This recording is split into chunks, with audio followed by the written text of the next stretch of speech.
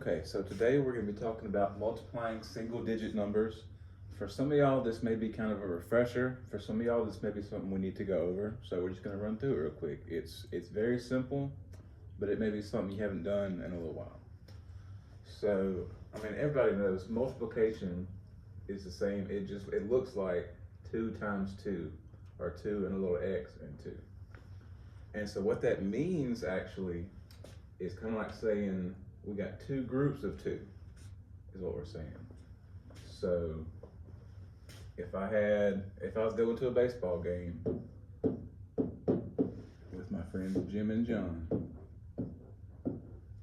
and I'm going to the concession stand, and they both said, well, hey, get both of us 2 hot dogs. And I'll say, okay.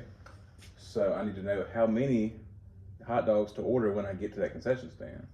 So I got to work it out because I'm not for sure, but I can say I got my 2 friends and they both want 2 hot dogs.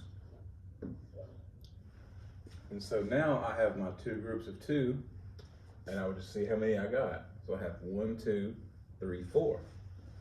So 2 times 2 is 4.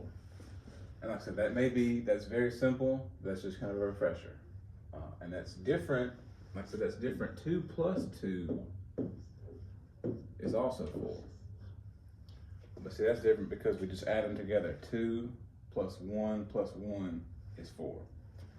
But 2 times 2 is going to be the 2 different groups.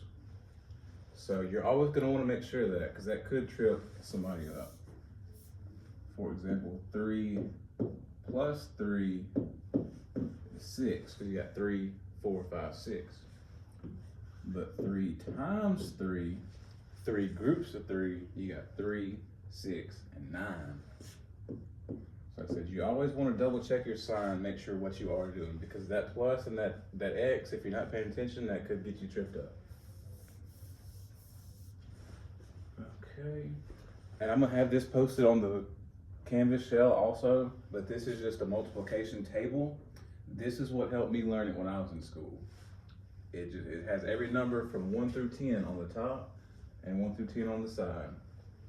And so to find, if I was going to say 2 times 2, I would just follow them, see where they meet. So 2 times 2 is 4. Well, what if I was going to say 9 times 7? Do you know 9 times 7? Well, I don't know it off the top of my head. It would take a little bit to draw out 9 groups of 7. But we can use this table right here, and we can see 9, and we can see 7. And so 9 times 7 is 63. And so like I said, I'll have this posted on the Canvas shell so you can pull it up on your own and practice with it, and kind of repetition is going to be the trick for this. It's just practice with it multiple times, get it in your head, and then it'll be easy. And so I have some examples right here. So the first one we're going to do is 3 times 4. And so I'm going to give you a second to kind of work it on your own and see. But we're going to draw them out. So 3 times 4, we have got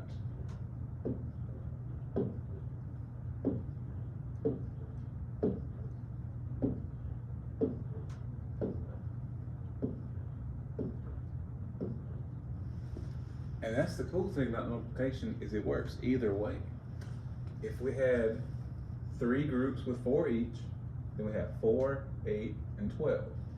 And that works. 3 times 4 is 12.